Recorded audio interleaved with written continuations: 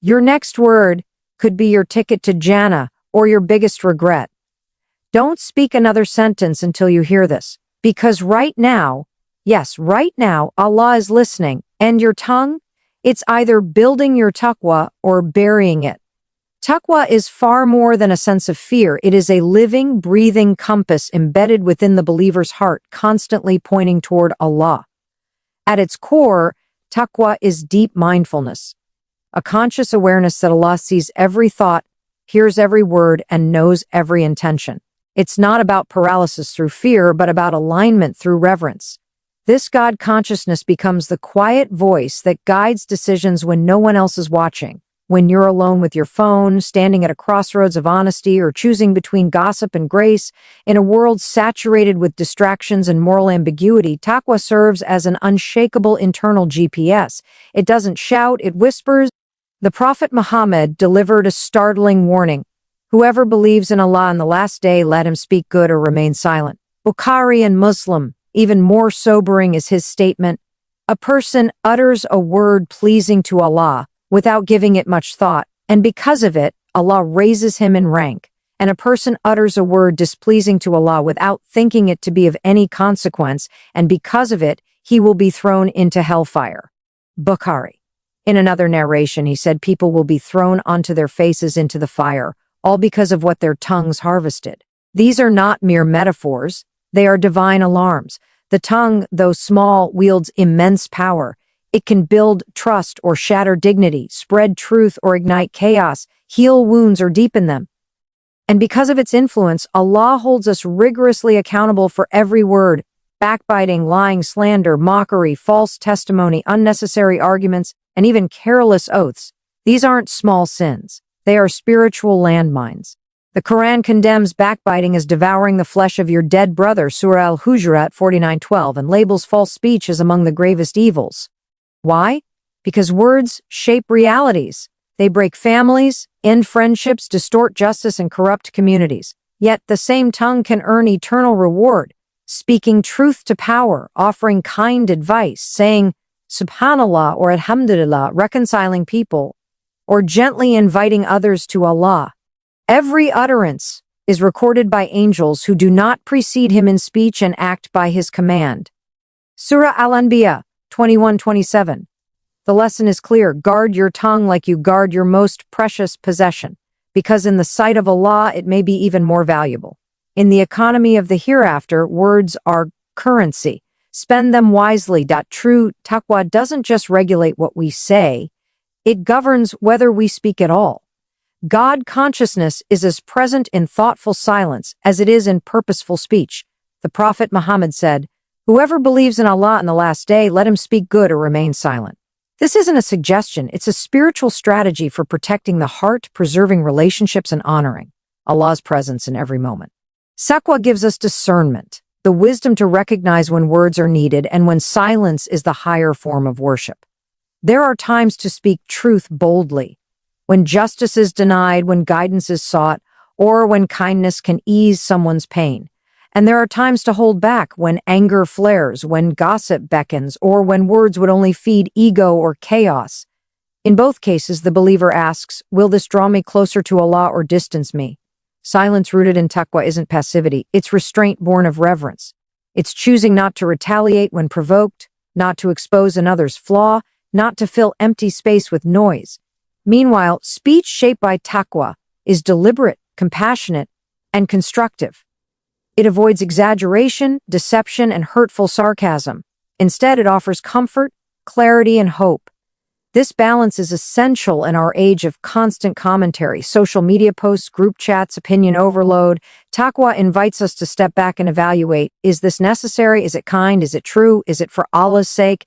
If not, silence becomes the dignified, spiritually protective choice.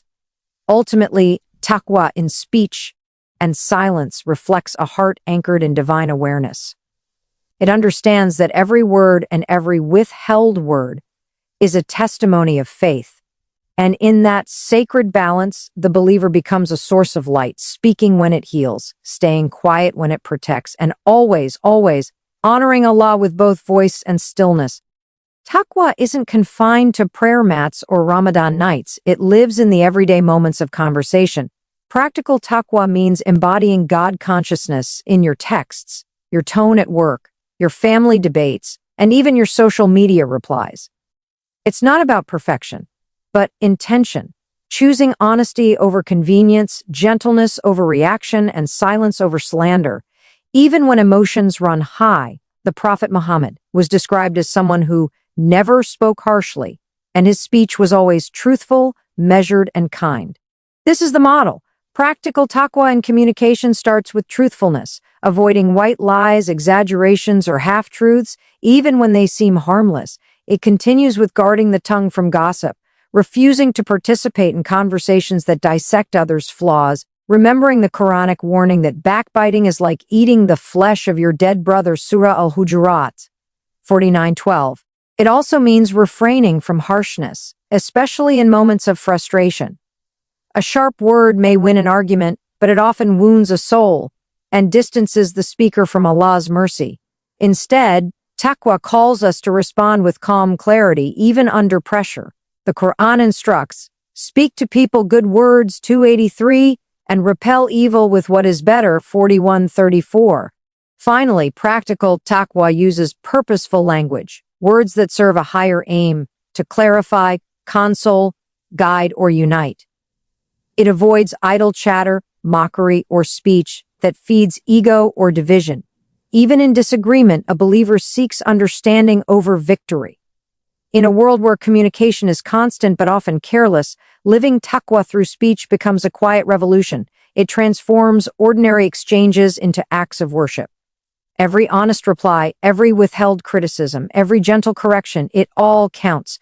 Because in the eyes of Allah, how you speak when no one's watching reveals everything about the state of your heart. When speech is rooted in taqwa, conscious of Allah, intentional in purpose, and anchored in truth, it ceases to be mere communication and becomes worship. Every word uttered with sincerity, kindness, and restraint is elevated in the sight of Allah.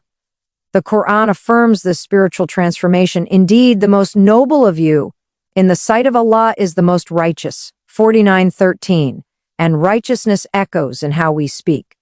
Conscious speech doesn't just protect us from sin, it actively builds character.